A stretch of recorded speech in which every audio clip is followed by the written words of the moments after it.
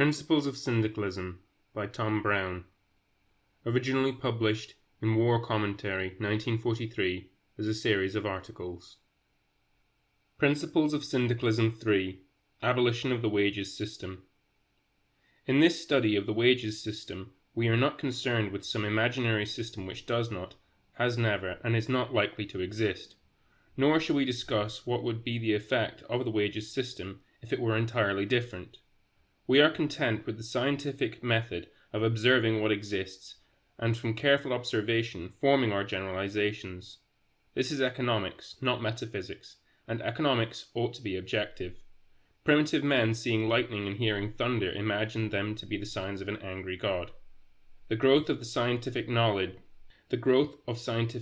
dispelled this view and enabled man to control this force.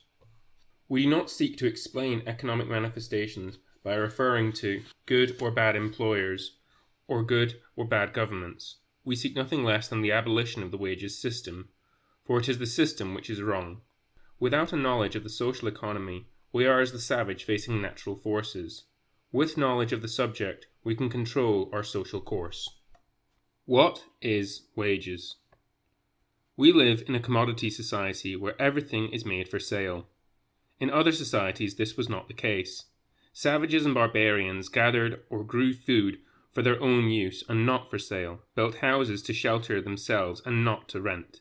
Truly medieval society produced most things for consumption in the immediate locality and even households, and sold only the surplus. Capitalist society, however, produces everything for a market. The coal owner is interested in the production of coal, not for his own hearth, but to put upon the market. The mill owner initiates the manufacture of cloth, not, like those of old, because he needs a coat, but to sell the produce on the market. Everything in capitalism is for sale: books and beer, coal and cosmetics, horses and haberdashery. And not only manufactured goods, but every human relationship is offered for sale. Politicians and patriots, love and friendship, art and science, and, see Major Barbara, even the soul's salvation. Thrust at an unripe age into this world market, the worker, the proletarian, the man without property, finds he can live only by selling and buying. But what has he to sell? Without patrimony, having no goods, and lacking access to natural resources, he must sell the only thing left to him, his labor power, his ability to work. He sells his time, portions of his life. That part of his life which he hires to his employer 8, 9, or 10 hours a day is not his. He has sold that part of his life, and the price of this labor commodity is called wages. How are wages governed? If we consider how the price of a commodity is arrived at, we shall understand the nature of the wages system. In a free market, the final factors in fixing prices are supply and demand. Of course, there are substantial economic reasons for the existence of any supply or demand, but for the purpose of this article, we shall be content to consider the final factors. We all know if a certain commodity is scarce and the demand is great, the price tends to rise sharply. If there is a glut of another commodity and a small demand, as herrings in the height of the season, the price will fall, if the free market exists. Wages too are so regulated in a free labour market. If labour is relatively scarce and jobs are plentiful, wages rise.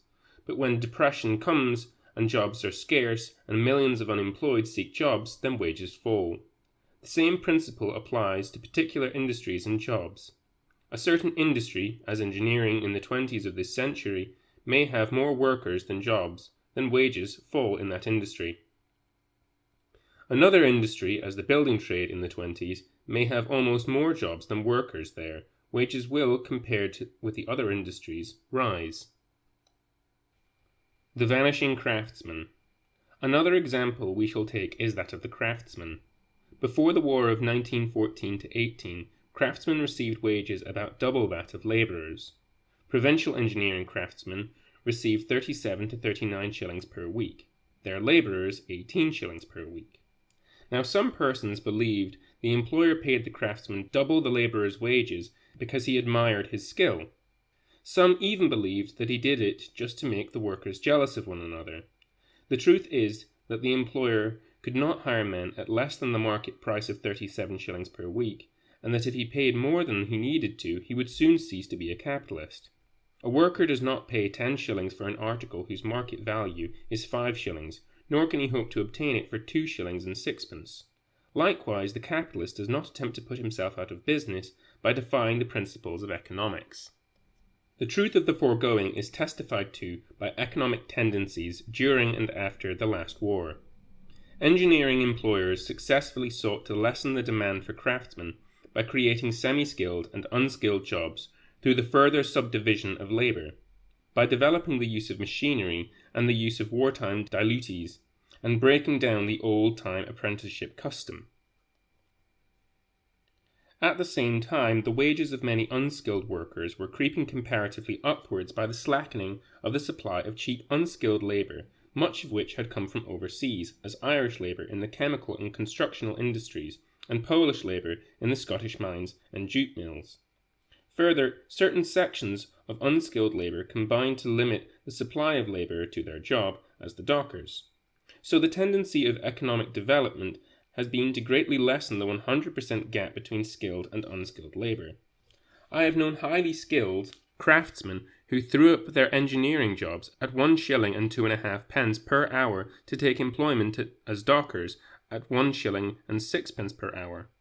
The development of the wages system has almost completely destroyed the craftsman myth. Let us here generalize our views of the wages system by declaring that in a free market, wages rise and fall with supply and demand. The worker may, by strike action, increase the one or lessen the other, but he cannot change the general tendency. During trade depressions, the employing class allows the free labour market to operate, but during great labour booms, as in the present war, they seek to close the free market by the use of such measures as Bevan's Essential Work Order. Thus, while the worker may once or twice in his life enjoy a boom period, the general tendency of the wages system is to push him down to subsistence level. That is, to allow him little more than sufficient to fuel himself for the performance of his master's work, and to raise more little wage slaves to replace him when he wears out. Reforms in the wages system.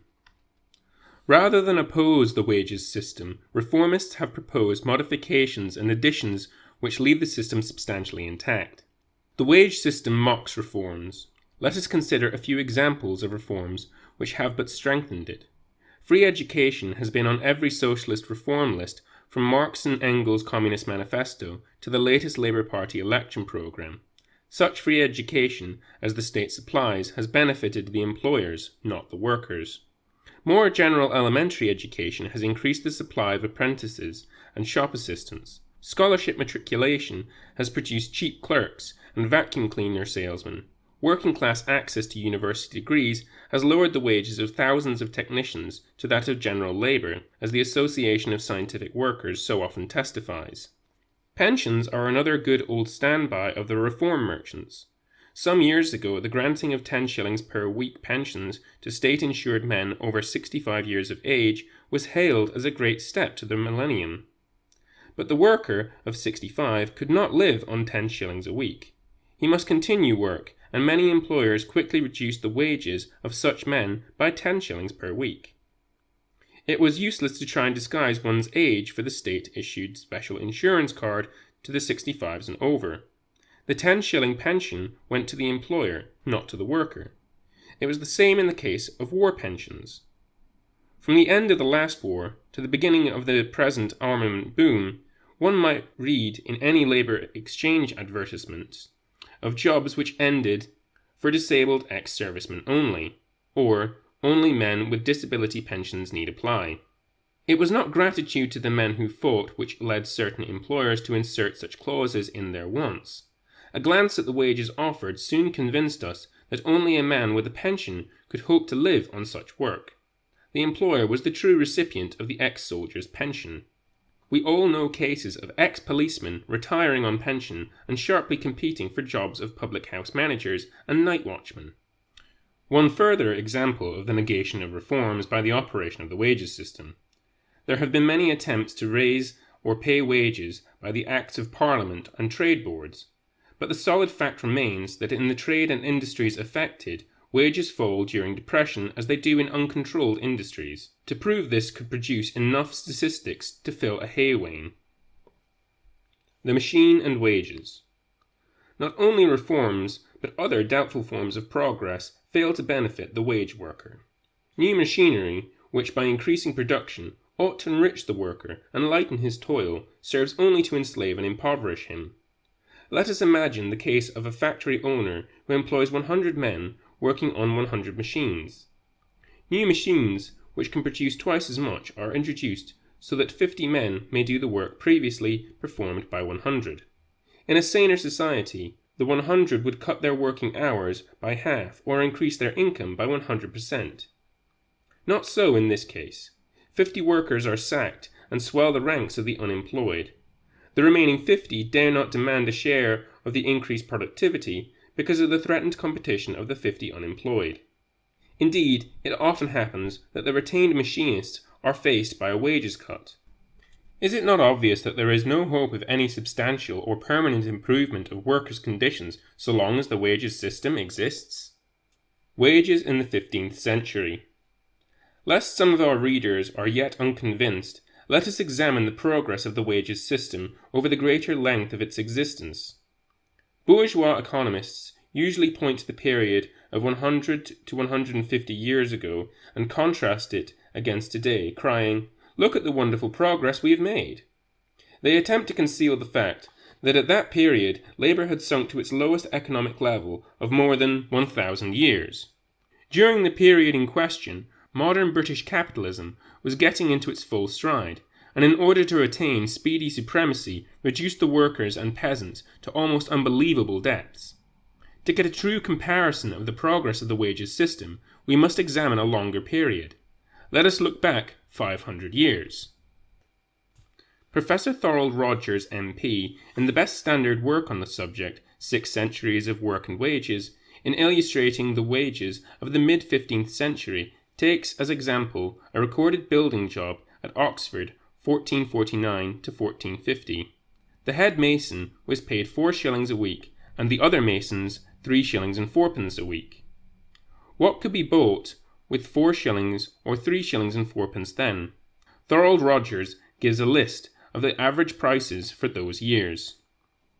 Wheat 5 shillings 10pence a quarter, oatmeal 5 shillings, beef 5 shillings 1 penny the hundredweight, mutton 4 shillings 6pence, pork 5 shillings, geese 4pence each, fowls 1.5 pence each, pigeons 4pence a dozen, candles 1 shilling 1 penny the dozen pounds, cheese 1/3 of a penny a pound, butter half a penny a pound, eggs 5 3/4 pence for 120.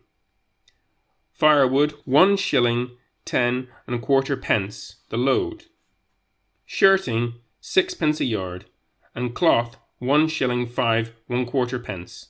Thus, a week's wages could purchase 112 pounds of beef, or 12 geese, or 96 pounds of butter, and so on. Rent, now the largest item in a worker's budget, often 1/3 of his income, was, in the 15th and earlier centuries, about half a penny or less per week. The peasant for 2 shillings a year rented a cottage and very large garden. He also had a share in the common pasture. He was able to keep poultry, pigs, and a cow.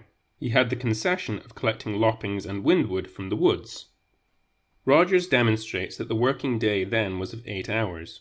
The artisan, who is demanding at this time an 8 hours day in the building trades, is simply striving to recover what his ancestor worked by 4 or 5 centuries ago. Nor was the work very hard or wearisome, for tired or hurried men cannot produce good workmanship. Socialism and wages. Almost alone among the movements claiming the support of the workers, Syndicalism opposes the wages system. While Marx opposed the wages system, most of the parties calling themselves Marxist or Socialist support it. The Communist Party approves of it and calls upon Marx to witness their orthodoxy, while in Soviet Russia the wages system has been extended, consolidated, and become more extreme. The Independent Labour Party has never advocated its abolition. On the contrary, the ILP at one time advocated a living wage policy, which they alternatively called socialism in our time.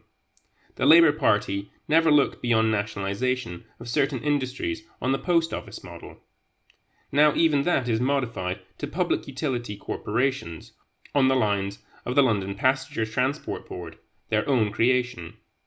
Syndicalism fights against the existence of the wages system, against a method of distribution based upon men's market value, and for a society based upon their needs and the infinite capacity of society to satisfy them.